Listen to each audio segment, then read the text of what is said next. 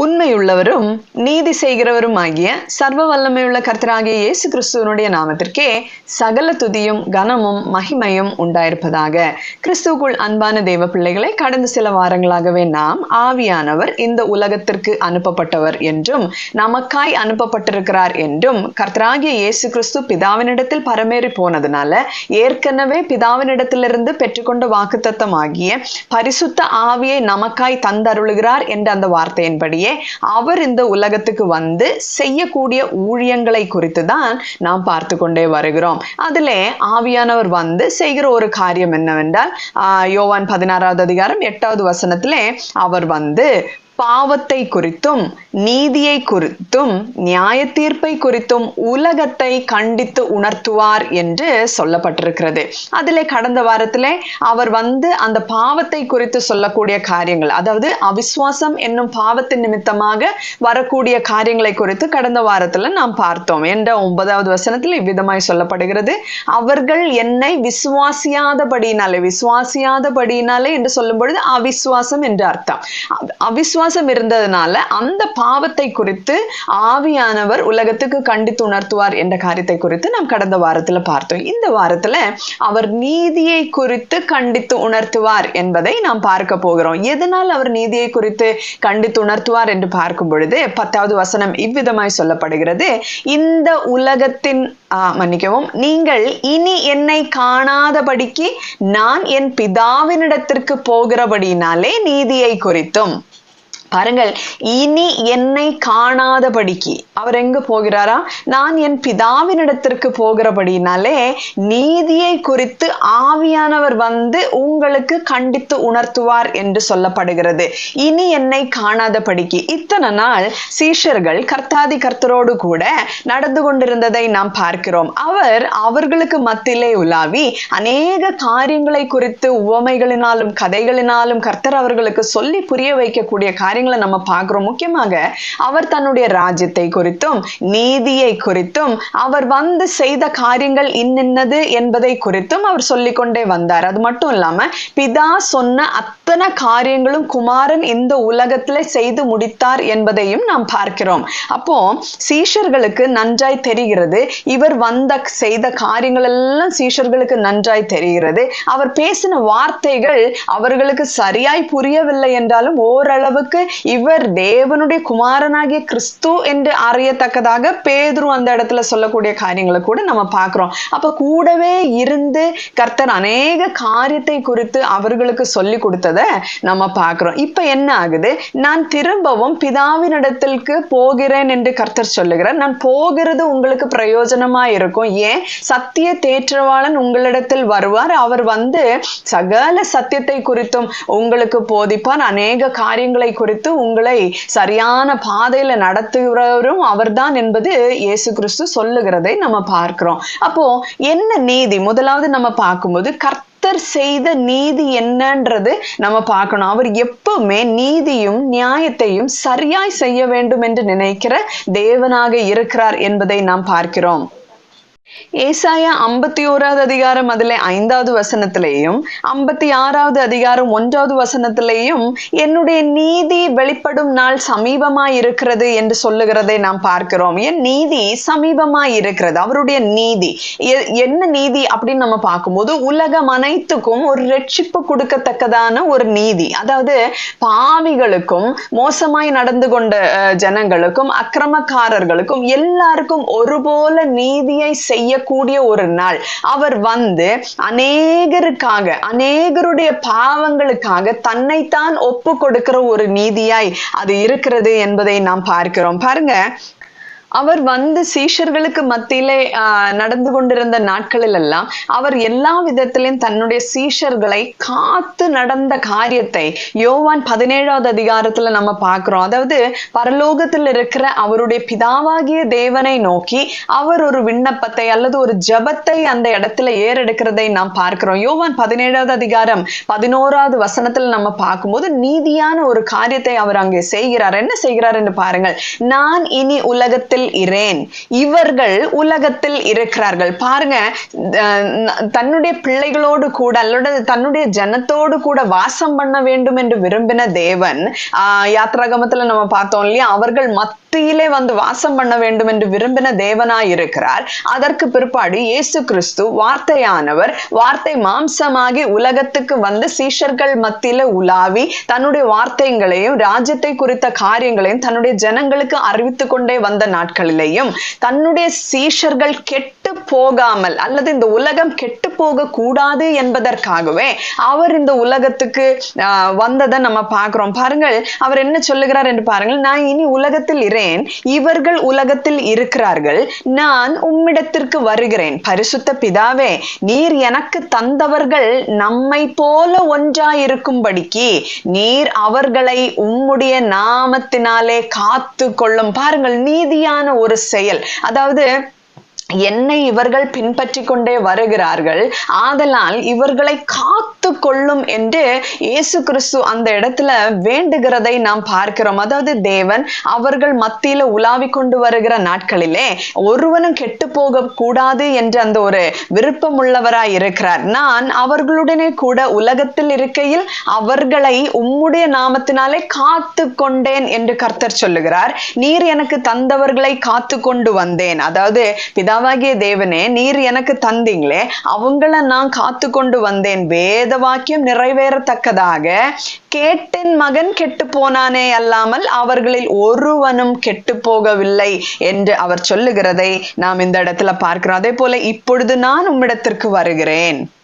அப்போ இப்ப என் கூட இருக்கிற என்னுடைய சீஷர்களை காத்து கொள்ள வேண்டும்படியாக ஆண்டவர் அந்த இடத்துல ஒரு ஜபத்தை வைக்கிறத நம்ம பார்க்கிறோம். அதே போல 15வது வசனத்துல நம்ம பார்க்கும் பொழுது, நீர் அவர்களை உலகத்திலிருந்து எடுத்துக்கொள்ளும்படி நான் வேண்டிக் கொள்ளாமல், என் கூட அவங்களையும் சேர்த்து எடுத்துக்கொள்ளுங்கன்னு நான் வேண்டாமல், நீர் அவர்களை தீமை நின்று காக்கும்படி வேண்டிக் கொள்ளுகிறேன். இந்த ஒரு வேண்டுதல் எவ்வளவு நன்றாய் இருக்கிறது என்று பாருங்கள். யாரு வேண்டி இருக்கிறார்? தன்னுடைய சீஷர்களுக்காக மேய்ப்பன் வேண்டிக் கொண்டிருக்கிற ஒரு காரியத்தை அவர்களுக்கு மட்டுமா? இல்ல, இவர்களுடைய சத்தியத்தினாலே அல்லது இவர்களுடைய வார்த்தைகளை கேட்டு கர்த்தராகிய இயேசு கிறிஸ்துவை விசுவாசிக்க போகிற நமக்காகவும் இந்த 17வது அதிகாரத்திலே அவர் ஒரு வேண்டுதலை வைத்திருக்கிறதை நாம் பார்க்கிறோம். அதுல 20வது வசனத்தை நம்ம பார்க்கும் பொழுது, நான் இவர்களுக்காக வேண்டிக் கொள்ளுகிறதும் அல்லாமல் இவர்களுடைய வார்த்தையினால், அதாவது சீஷர்களுடைய வார்த்தையினால், இந்த வார்த்தையெல்லாம் எங்க இருக்கு? வேத புத்தகத்துல நமக்கு நிரூபங்களாக எழுதி தந்திருக்கிறதை நாம் பார்க்கிறோம். இவர்களுடைய வார்த்தையினால் என்னை விசுவாசிக்கிறவர்களுக்காகவும் வேண்டிக் கொள்ளுகிறேன். அப்படின்னா விசுவாசிக்கிற விசுவாசிகள் கெட்டு போக கூடாது, அவர்களையும் காத்து கொள்ள வேண்டும் என்பது போல அவர் ஒரு ஜெபத்தை பிதாவினிடத்துல வேண்டினதை நாம் பார்க்கிறோம். இப்படி அவர் சொல்லி, நான் இனி உலகத்தில் இரேன், ஆதலால் நான் உம்மிடத்திற்கு வருகிறேன். ஏற்கனவே வாக்குத்தத்தம் பண்ணப்பட்ட பரிசுத்த ஆவியானவரை இவர்களுக்காக அனுப்பி வைக்க வேண்டும் என்று பிதாவினிடத்திலே சொல்லி, ஆவியானவரும் இந்த உலகத்திற்கு வந்து 2000 வருஷங்கள் ஆயிட்டுங்க. இன்னைக்கும் அவருடைய அபிஷேகத்தை பெற்றுக்கொள்ளாமல், இன்றைக்கும் அவருடைய அந்த பிரசன்ஸை உணராமல் அநேக கிறிஸ்தவர்கள் இன்றைக்கும் நடமாடி கொண்டிருக்கிறதை நாம் பார்க்கிறோம். கடமைக்காக நாம் செய்வது கிறிஸ்தவம் அல்ல, அவரை அறிந்து அவர் இன்னார் என்பதை உணர்ந்து அவர் நமக்குள்ளே வந்து வாசம் பண்ண விரும்புகிறார் என்பதை அறிய வேண்டியதாய் இருக்கிறது. ஏனென்றால் அவர் நமக்காக ஒரு நீதியை செய்திருக்கிறார். என்ன நீதி என்று பார்க்கும் பொழுது, உலகம் முதலாவது எப்படி இருந்தது? பாவம் இந்த உலகத்துக்கு ஆதாம் ஏவாள் மூலமாக வந்த உடனே, பிசாசனுடைய தந்திரத்தினால வந்ததுனாலேயே தேவன் தம்முடைய பிள்ளைகளுக்கு ஒரு நீதியை சரி கட்ட வேண்டும் என்று நினைத்திருந்தார். எல்லாரும் ஏகமாய் கெட்டு போனதை நாம் பார்க்கிறோம். பாருங்கள், நீதிமான் ஒருவனாகிலும் இல்லை, உணர்வுள்ளவன் இல்லை, தேவனை தேடுகிறவன் இல்லை, எல்லாரும் வழி தப்பி ஏகமாய் கெட்டு போனார்கள், நன்மை செய்கிறவன் இல்லை, ஒருவனாகிலும் இல்லை என்று வேதம் நமக்கு சொல்லி தருகிறதை பார்க்கிறோம். அவர்களுடைய வாய் சபிப்பினாலும் கசப்பினாலும் நிறைந்திருக்கிறது, அவர்கள் கால்கள் இரத்தம் சிந்துவதற்கு தீவிரிக்கிறது, நாசமும் நிர்பந்தமும் அவர்கள் வழிகளில் இருக்கிறது, சமாதான வழியை அவர்கள் அறியாதிருந்தார்கள், ஒரு ஒருவர்களுடைய கண்களுக்கும் முன்பாக தெய்வ பயம் இல்லை என்று வேதத்துல எழுதியிருக்கிறதை நாம் பார்க்கிறோம். அப்படி இருக்கும் பொழுது ஒரு நீதியை செய்யும்படிக்கு கர்த்தராகிய இயேசு கிறிஸ்து பிதாவினால் உலகத்திற்கு அனுப்பப்பட்டதை நாம் பார்க்கிறோம். என்ன நீதி? ஒருவனும் கெட்டு போகாமல் நித்திய ஜீவன் அடையும்படிக்கு தம்முடைய ஒரே பேரான குமாரனை உலகத்திற்கு அனுப்பி இவ்வளவாய் அன்பு கூர்ந்தார் என்று நாம் பார்க்கிறோம். அந்த வேத வசனம் சொல்லுகிறது என்ன? கர்த்தருடைய நீதி. அதாவது எல்லாரும் பாவத்துக்குள்ளாகி ஏகமாய் கெட்டு போனதுனால இனி என்ன செய்யலாம்? ஒரு நீதியை செய்து இந்த பிள்ளைகள் எல்லாம் தப்பித்துக் கொள்ளும்படிக்கு ரட்சிப்பை கர்த்தர் தந்ததை நாம் பார்க்கிறோம். அதுதான் அவருடைய நீதியாக இருக்கிறது. பாருங்கள், ரோமர் 3வது அதிகாரத்துல அதுல 21வது வசனத்திலிருந்து நம்ம வாசிக்கும் பொழுது, இப்படி இருக்க நியாயப்பிரமாணம் இல்லாமல் தேவ நீதி வெளியாக்கப்பட்டிருக்கிறது. பாருங்கள், நியாயப்பிரமாணம் இல்லாமலேயே தேவனுடைய நீதி வெளியாக்கப்பட்டிருக்கிறது. எப்படி? அது கிறிஸ்துவை பற்றும் விசுவாசத்தினாலே பலிக்கும் தேவ நீதியே. அதாவது இயேசு கிறிஸ்துவை இந்த உலகத்திற்கு அனுப்பி கிருபாதார பலியாக நமக்காக ஒப்பு கொடுக்கப்பட்டதுனால இவருடைய இரத்தத்தினால என்னுடைய பாவங்கள், அதுதான் நீதிமான்கள் ஒருவனாகிலும் இல்லை என்று சொல்ல அந்த வார்த்தையின்படி நமக்கு இருக்கிற அந்த நீதி திரும்ப நம்மிடத்துல தேவ நீதியாக விளங்கும்படிக்கு என்ன ஆகிறது? இதை விசுவாசித்தால் போதும். அதாவது கர்த்தருடைய இரத்தம், அவர் சிந்தின இரத்தம் நமக்கு பாவ மன்னிப்பு உண்டாக்குகிறது, தேவனோடு ஒரு சமாதான வழியை நமக்கு காண்பித்து தருகிறது என்பதை நாம் உள்ளான மனுஷனிலே விசுவாசிக்கும் பொழுது, விசுவாசித்து அதன்படி வாழ்ந்து தேவன் ஒருவர் இருக்கிறார், அவருக்கு இது பிடிக்கும், அவருக்கு இது பிடிக்காது, அவர் இது நீதி என்று சொல்லி இருக்கிறார், ஆதலால் நான் இந்த காரியத்தை செய்வேன் என்று அவரை விசுவாசித்து அவர் மீது அன்பு கூர்ந்து அவருடைய கட்டளைகளுக்கு நாங்கள் கீழ்ப்படைந்து அதன்படி நாம் நடக்கும் பொழுது நாம் நீதிமான்களாக திரும்பவும் மாறுகிறோம் என்பதுதான் அதனுடைய அர்த்தமா இருக்கிறது. பாருங்கள், 23வது வசனத்திலே, எல்லாரும் பாவம் செய்து தேவ மகிமை அற்றவர்களாகி இலவசமாய் அவருடைய கிருபையினாலே கிறிஸ்து இயேசுவில் உள்ள மீட்பை கொண்டு நீதிமான்களாக்கப்படுகிறார்கள். பாருங்கள், அவரிடத்தில் இருக்கும் மீட்பின் நிமித்தமாக நாம் திரும்பவும் நீதிமான்களாக மாறுகிறதை நாம் பார்க்கிறோம். உலகம் நல்லபடியாக தான் கர்த்தர் முதலாவது இந்த உலகத்தை நன்றாய் தான் அவர் சிருஷ்டித்தார். ஆனால் இந்த பாவம் உலகத்துக்கு வந்தபடினால எல்லா ஜனங்களும் ஏகமாய் கெட்டு போனதை பார்க்கிறோம். நோவாவின் நாட்களிலே நோவா நீதி பிரசங்கியா இருந்தும் தேவனுடைய நீதியை குறித்து சொல்லியும் அந்த ஜனங்களுக்கு எதுவுமே புரியாமல் போயிட்டு அந்த இடத்துல ஒரு வார்த்தை இவ்விதமாய் இருக்கும், அதாவது என்னுடைய ஆவி என்னாலும் இவர்களோடு போராடுவதில்லை, இவர்கள் மாம்சம் தானே என்று கர்த்தர் சொல்லுகிறதை பார்க்கிறோம். இன்றைக்கும் அநேகர் அப்படிதான் மாம்சத்துக்குரிய காரியங்களை குறித்தே நாம் யோசித்துக் கொண்டு இருக்கிறோம். அப்படி இல்லை, நமக்கு ஒரு ஆவிக்குரிய வாழ்க்கை ஒன்று இருக்கிறது.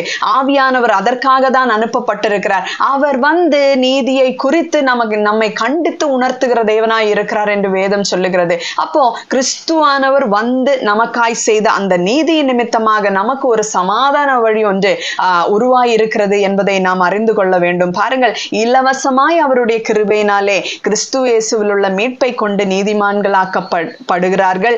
தேவன் பொறுமையாயிருந்த முற்காலத்திலே நடந்த பாவங்களை தாம் பொறுத்து கொண்டதை குறித்து தம்முடைய நீதியை காண்பிக்கும் பொருட்டாகவும் தாம் நீதியுள்ளவரும் இயேசுவினிடத்தில் விசுவாசமாய் இருக்கிறவனை நீதிமான்களாக்குகிறவருமாய் விளங்கும்படி இக்காலத்திலே தமது நீதியை காண்பிக்கும் பொருட்டாகவும். அப்போ அவருடைய நீதியை எவ்விதமாய் நமக்கு காண்பித்திருக்கிறார் என்று பாருங்கள். ஒருவனும் கெட்டு போகாமல் நித்திய ஜீவன் அடையும்படிக்கு தம்முடைய குமாரனை தந்தருளி இருக்கிறார். அப்போ குமாரன் வந்து நமக்காய் செய்திருக்கிற காரியங்களை குறித்து இன்றைக்கு கண்டித்து உணர்த்தி கொண்டிருக்கிறவர் தான் சத்திய ஆவியானவர். பாருங்கள், பவுல் இவ்விதமாய் சொல்லுகிறதை நாம் பார்க்கிறோம்.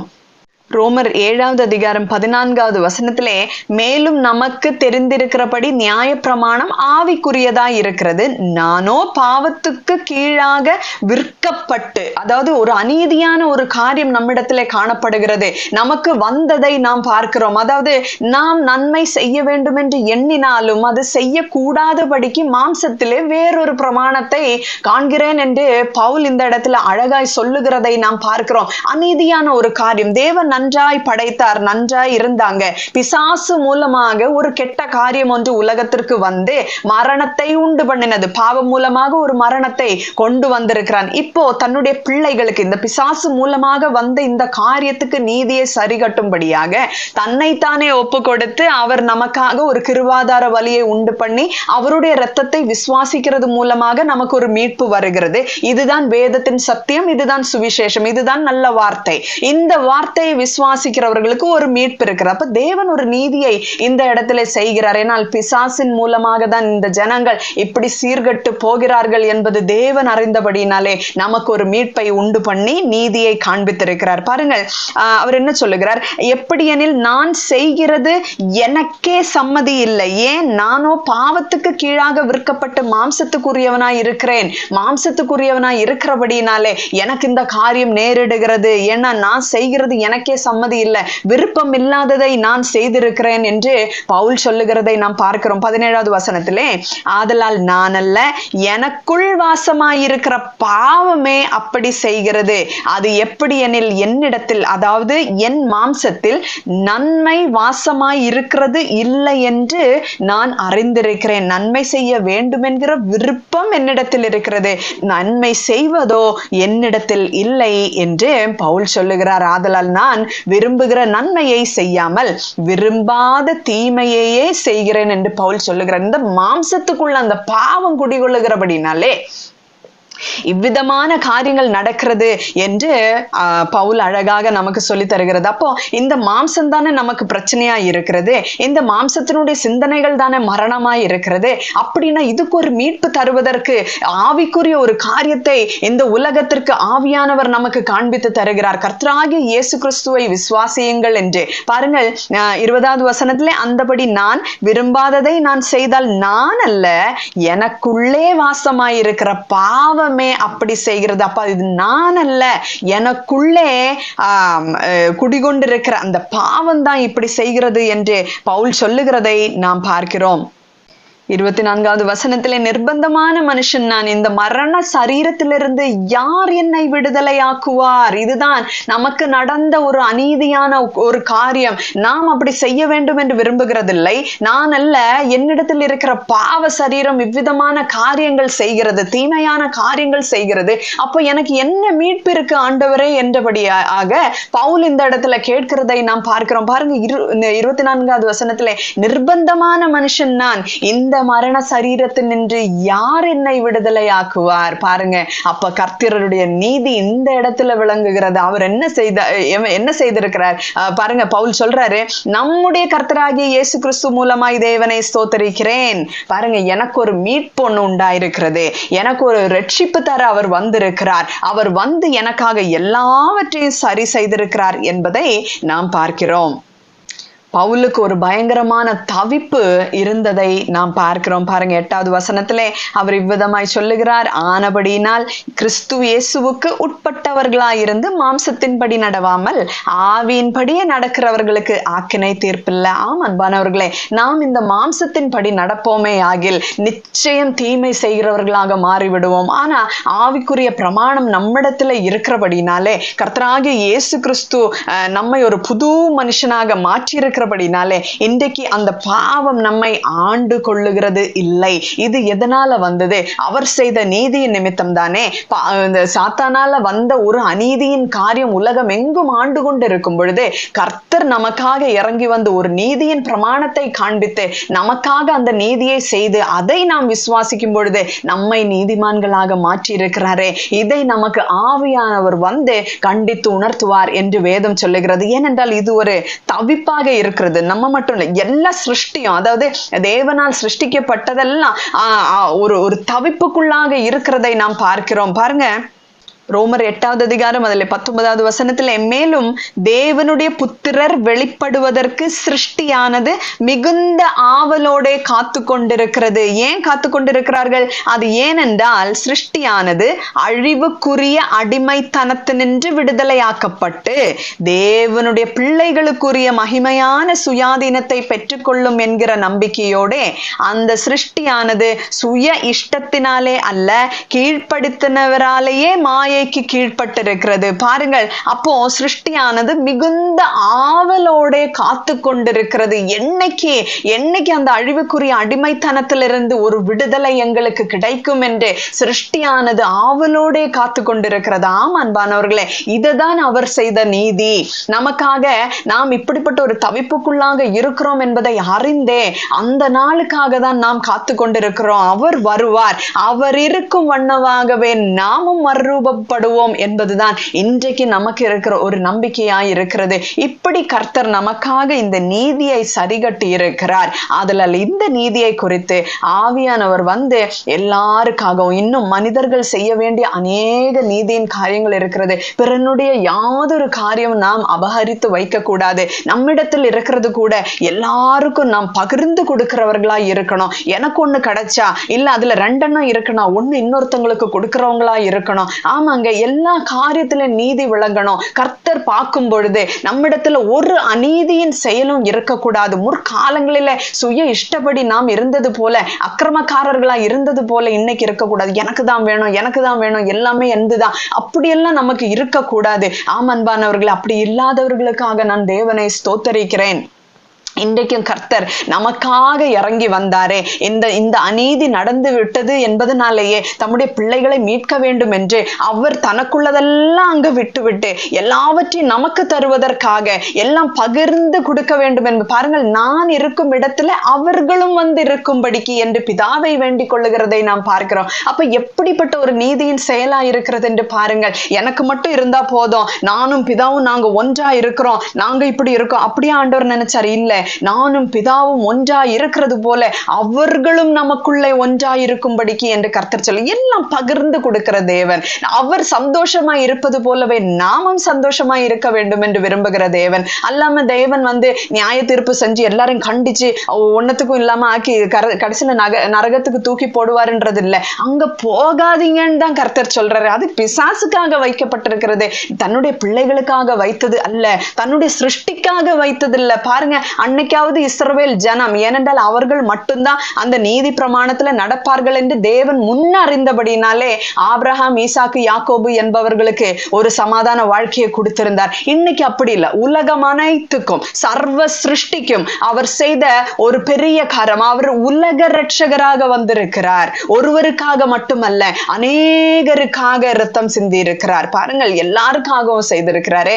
அப்ப எவ்வளவு பெரிய நீதியின் கிரியை கர்த்தர் செய்திருக்கிறார். இன்னைக்கு அவருடைய பிள்ளைகளா இருக்கிற நாம எப்படி இருக்கிறோம்? நீதி செய்யறோமா? நம்ம வீட்டுல இருக்கிற மாமரத்துல ஒரு 100 மாங்காய் இருக்குன்னா அது வந்து 10 ஒரு 10 குடும்பத்துக்கு நம்ம கொடுக்கிறோமா?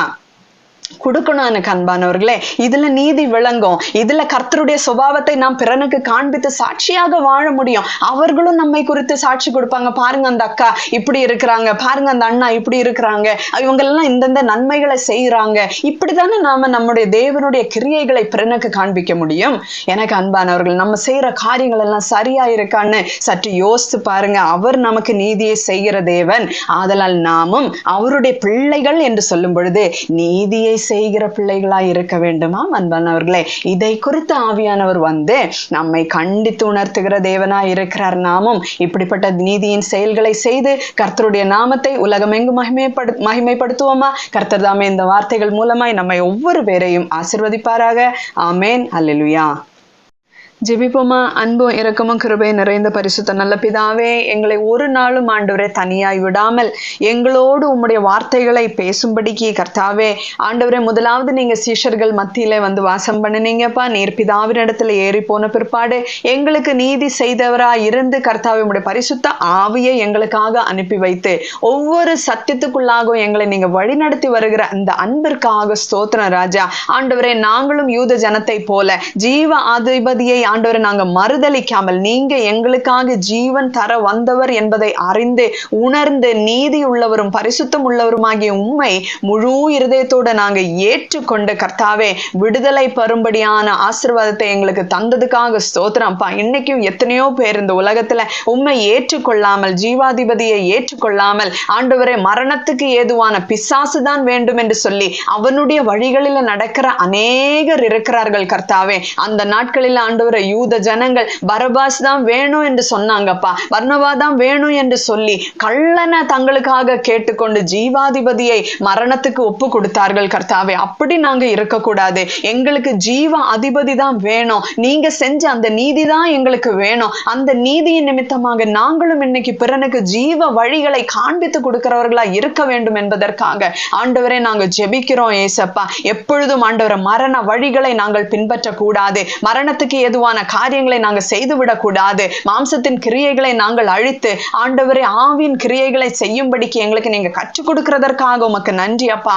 நீர் நீதிபரராய் இருக்கிறது போல உம்முடைய நீதியை நாங்களும் செய்யும்படிக்கு முதலாவது தேவனுடைய ராஜ்யத்தை நீதியையும் தேடுங்கள் என்று சொன்ன வார்த்தையின்படி அப்பா நாங்க நீதியை தேடும்படிக்கு கிருபை தாங்க. நீர் செய்த நீதியை விசுவாசித்து நாங்களும் நீதிமான்கள் ஆகும்படிக்கு கிருபை தாங்க. நாங்க நீதிமான்களா இருக்கிறபடினாலே அநேகருக்கு நீதி செய்கிறவர்களா இருக்க எங்களுக்கு நீங்க கிருபை தர வேண்டும் என்று ஜெபிக்கிறோம்ப்பா. ஒப்பு கொடுக்கிறோம்ப்பா. எங்களுடைய ஆவி ஆத்மா சரீரம் எல்லாவற்றையும் உடைய கரங்களில் ஒப்பு கொடுக்கிறோம். சரிபடுத்துங்க, சுத்தமாக்குங்கப்பா. உமக்கு பிரியமான வாழ்க்கையை நாங்க வாழும்படிக்கு ஆண்டவரே ஆவியானவரை எங்களோடு கூட நீங்க வந்து எங்களுக்குள்ள வாசம் பண்ணி எங்களோடு உலாவி சத்தியத்தை கற்றுக் கொடுக்கிறவரே உமக்கு நன்றி நன்றி நன்றி நன்றி. இது செய்யாத அது செய்யாத இந்த வழியில நட என்று சொல்லி எங்களுடைய வாழ்க்கையை நீங்க கண்ட்ரோல் பண்றதுக்காக உமக்கு நன்றி ராஜா. இன்னும் அதிகமாய் நீர் வாரும். உம்முடைய பரிசுத்த ஆவியினாலே இன்னும் எங்களை அதிகமாய் நிரப்புவீரா ஆகப்பா. அநேகருக்கு பிரயோஜனம் உள்ள பாத்திரங்களாக நாங்க மாறும்படிக்கு உண்மை பிரதிபலிக்கிற பாத்திரங்களாக நாங்க விளங்கும்படிக்கு ராஜா உம்முடைய நீதியை நாங்க விளங்க பண்ணும்படி எங்களுக்கு நீங்க ஒரு ஆசீர்வாதத்தை தர வேண்டும் என்று ஜெபிக்கிறோம் கர்த்தாவே. நீர் வந்து எங்களை தொட்டு ஆசீர்வதித்ததுக்காக உமக்கு நன்றி. ஜெபத்தை ஏற்றுக்கொள்ளும் மேய்ப்பொரு ரட்சகருமாகிய இயேசு கிறிஸ்து நாமத்திலே ஜெபத்தை கேளும் ஜீவனுள்ள நல்ல பிதாவே. ஆமேன். அல்லேலூயா.